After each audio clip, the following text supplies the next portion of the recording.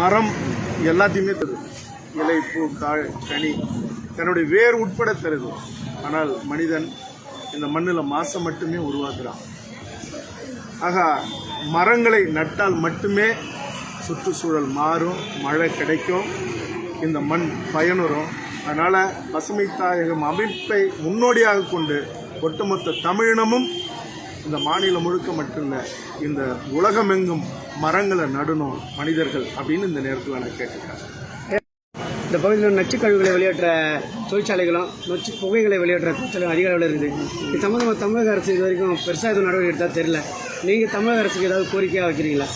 கண்டிப்பாக. அதாவது மண்ணை அழித்து தண்ணீரை விஷமாக்கி விவசாயத்தை சிதைச்சு இந்த மண்ணில் நீங்கள் எவ்வளோ பெரிய திட்டம் கொண்டுட்டு வந்தாலும் தற்காலிகமாக அரசியல்வாதிகளும் ஆட்சியாளர்களும் கொள்ளையடிக்க தான் அது பயன்படுமே ஒழிய 50,000 ஆண்டுகள் வரலாறு கொண்ட இந்த தமிழகத்திற்கு ஒருபோதும் அது பயன் தராது. அதனால் ஆட்சியாளர்கள் அடுத்தடுத்து வருகிற தலைமுறைகள், இன்னும் ஆயிரக்கணக்கான லட்சக்கணக்கான கோடிக்கணக்கான தலைமுறைகளுக்கு நாம் சேர்த்து வைக்கிற சொத்தாக இந்த மண்ணை மாசுபடுத்துகிற எந்த திட்டமாக இருந்தாலும் இதன் பிறகாவது அனுமதி தராமல் நீண்ட காலமாக நடைபெற்று கொண்டிருக்கிற இந்த மாசுபடுகிற அல்லது இந்த மண்ணை அழிக்கிற இந்த அத்தனை நிறுவனங்களையும் முற்று முழுதாக மூடுவதற்கு உண்டான வேலையை தொடங்கணும்னு இந்த நேரத்தில் கேட்டுக்கிறேன். அப்படி இல்லாத நிலையில் தூத்துக்குடியில் எப்படி ஒரு மாபெரும் மக்கள் எழுச்சி ஒரு புரட்சியாக மாறி உயிரை பணயம் கொடுத்து அந்த தூத்துக்குடி அந்த நிறுவனத்தை அந்த மண்ணில் இருந்து ஸ்டெர்லைட் அப்புறப்படுத்தினாங்களோ அதுபோல இந்த மண்ணில் இருக்கிற அத்தனை நிறுவனங்களையும் அப்புறப்படுத்த ஒரு மாபெரும் புரட்சியை இந்த மக்கள் செய்ய வேண்டியது இருக்கும். அதே தூத்துக்குடிக்கு நான் போராடி இருக்கேன், ஜல்லிக்கட்டுக்கும் போராடி இருக்கேன். தேவை ஏற்படும் சூழல் வரும் நிலையில நானே முன்னின்று இந்த இந்த இந்த இந்த நச்சு நிறுவனங்களை இந்த மண்ணில இருந்து துரத்தி அடிக்கிறதுக்கான போராட்டங்களையும் முன்னெடுப்பேன் அப்படிங்கிறது இந்த நேரத்தில் சொல்றேன். ஆனால் அண்ணன் ஒரு உண்மையை சொல்லணும்னா முதல்ல இந்த வழக்கை தொடக்கத்திலேயே முடிக்கிறதுக்கு தான் காவல்துறையும் அரசும் முடிவெடுத்து அது வேலையை செஞ்சுது. இது எல்லாருக்குமே தெரியும்.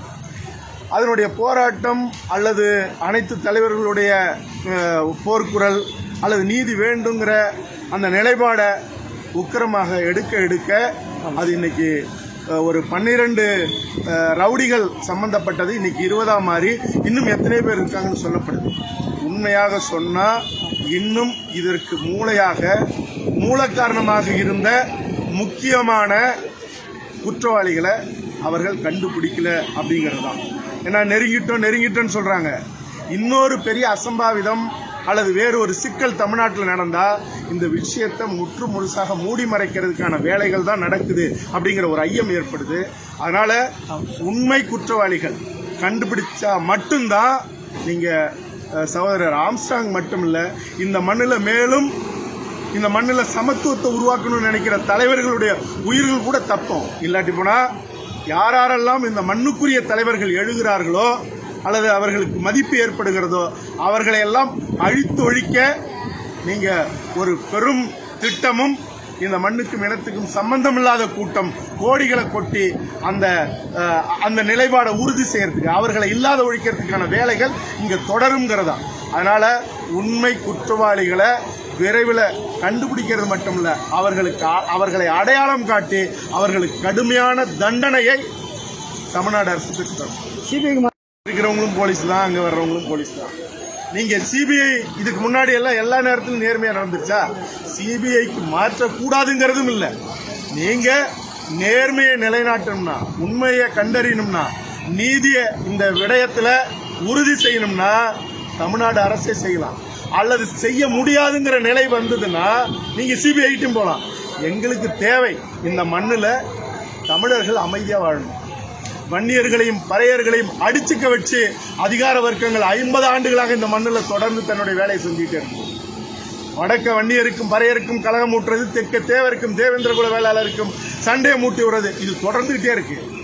இந்த 4 பெருங்குடிகள் மட்டுமல்ல, ஒட்டுமொத்த தமிழர் குடிகளும் ஒன்று சேர்ந்து ஒரு புரிதல் ஏற்பட்டா இந்த மண்ணில் கலவரமும் இருக்காது, வன்மமும் இருக்காது. அதுக்கான ஒரு தொடக்க விதையை ஆம்ஸ்ட்ராங் அவர்கள் கையில் எடுத்தார். ஆக இன்னைக்கு அழிக்கப்பட்டிருக்கிறார். அதனால் இந்த மண்ணில் இங்கே எவனும் எங்களுக்கு மேலானவனும் இல்லை, எங்களுக்கு கீழானவனும் இல்லை. தமிழர் குடிகள் அத்தனை பேர்களும் ஒரு தாய் மக்களாக என்றைக்கு ஒன்று கூடுகிறார்களோ அன்றைக்கு தான் இது மாதிரியான பெருங்குற்றங்கள்லாம் நடக்காம இருக்கும். அதனால தமிழ்நாடு அரசு 100% நேர்மையாக நடந்து எவ்வளவு பெரிய அரசியல்வாதிகள் பின்புலத்தில் இருந்திருந்தாலும் கூட அவர்களெல்லாம் கண்டறிந்து களையெடுக்கப்பட வேண்டும், தண்டனைக்கு உள்ளாக்கப்பட வேண்டும்ங்கிறதான் எங்களுடைய நிலைப்பாடு. ஒவ்வொரு அரசியல்வாதியும் கவுன்சில இருந்து, எம்எல்ஏல இருந்து, எம்பிக்கள்ல இருந்து, அமைச்சர்ல இருந்து, நீங்க இருக்கிற உயர் பதவியில் இருக்கிற அத்தனை பேரும் அதிகாரிகளும் ஆட்சியாளர்களும் கொள்ளையடிக்கிறதையே குறிக்கோளாக கொண்டு இயங்குற வரைக்கும் இந்த மண்ணில் சுற்றுச்சூழல் நிலைக்காது. நீங்க எடுத்துங்க, எவனாவது அதாவது ஒரு தாயினுடைய மார்பை போல அதுல இருக்கிற அந்த பரிசுத்தமான பாலை போன்றது மணல். ஆற்று நீர் தேக்கி வைக்கிற அந்த மணல் ஒரு தாயினுடைய மார்பில் இருக்கிற அந்த பரிசுத்தமான தாய்ப்பாலை போன்றது. இன்னைக்கு அந்த மணலே கொள்ளையடிக்கிறானா, எவன் ஆட்சிக்கு வந்தாலும் கொள்ளையடிக்கிறான்னா, இவனெல்லாம் சுற்றுச்சூழலை பாதுகாத்து புவி வெப்பமாதலை தடுக்கிற கூட்டமா இந்த கூட்டம்? கனிம வளங்களை யாரு வெட்டி எடுக்கிறது? இந்தியா முழுக்க யாரு வெட்டி எடுக்கிறது? இந்திய ஒன்றியத்தை ஆளும் அரசியல், அது காங்கிரஸா இருந்தாலும் சரி, பாஜக இருந்தாலும் சரி. இன்னைக்கு மலைகள்ல இருக்கிற எங்களுடைய மக்கள், பூர்வகுடி மக்கள் அடிச்சு துரத்துறது யாரு? அப்ப மணலை திருடுறது யாரு? குடிக்க வச்சு கொல்றது யாரு?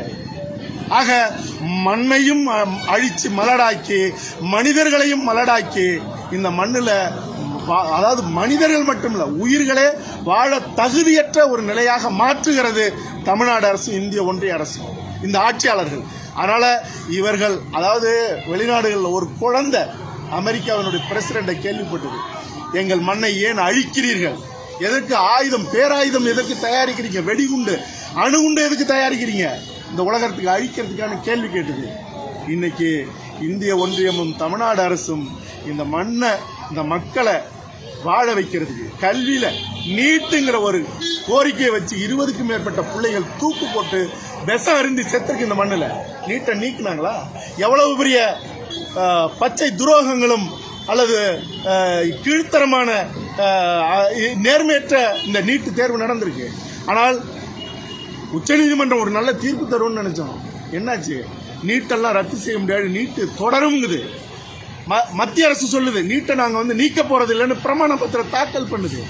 ஆக இங்க விவசாயத்தையும் அழிச்சு கல்வி உரிமையும் பறிச்சு வாழ்வியல் உரிமையை சிதைக்கிற இந்த கூட்டங்கள் திருந்தாத வரைக்கும், ஆட்சி அதிகாரத்தில் இருக்கிற கூட்டங்கள் திருந்தாத வரைக்கும் இந்த மண்ணும் பாழ்படும், இந்த மக்களுடைய தலைமுறையும் அழியுங்கிறதான்.